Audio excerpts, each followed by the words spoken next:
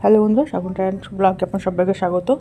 আজকে বানাবো সাগুনের একটি খাবার। তার জন্যই দেখতে পাচ্ছেন এখানে আমি 1 কাপ পরিমাণ চালটা 4 ঘন্টা ভিজিয়ে রেখেছিলাম। আতপ চাল মিক্সিতে দিয়ে দিলাম, আর দিলাম পরিমাণ মতন নুন আর চিনি, আর দেবো নারকেল কোড়া দিলে যেহেতু সাউথ ইন্ডিয়ান খাবার খুব টেস্টফুল হয় খেতে।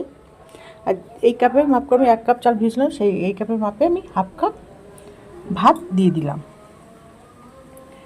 দিয়ে দেবো অল্প পরিমাণ জল, বেশি জল দিলে কিন্তু পাতলা হয়ে যাবে ব্যাটারটা।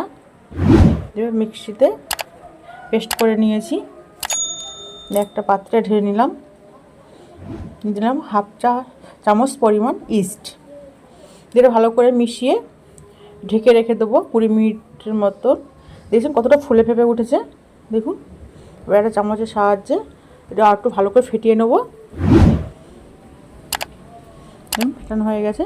এবারে আমি এই পাত্রগুলোয় সাদা তেল দেবো, দিয়ে হাতের সাহায্যে মাখিয়ে নেবো। মাখানো হয়ে গেছে। এবারে 1 চামচ করে ব্যাটার আমি দিয়ে দেবো। দেওয়া হয়ে গেছে। এবারে যে পাত্রটাকে ভাপিয়ে নেবো সেই পাত্রে অল্প একটু জল দেবো, দেখতে দিয়ে সেই পাত্রে দিয়ে দিলাম। দিয়ে ঢাকনা দিয়ে ঢেকে রেখে দেবো 15 মিনিট। লো মিডিয়ামে আমি এটাকে ভাপিয়ে নেবো, তারপরে গ্যাসটা অফ করে নেব। তাহলে দেখলেন তাহলে আমি কীভাবে এই সাউথ ইন্ডিয়ান খাবারটা বানালাম। তাহলে এই রেসিপিটি আপনার ভালো লেগে থাকে তাহলে লাইক, শেয়ার, সাবস্ক্রাইব ও কমেন্ট করার অনুরোধ রইল। আর যারা ফেসবুকে দেখবেন পেজটি ফলো করে পাশে থাকবেন।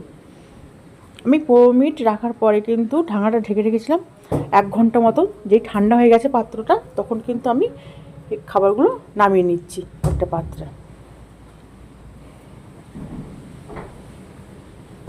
দেখুন কত সুন্দর ফুলেছে, কত দেখতে হয়েছে খাবারগুলো।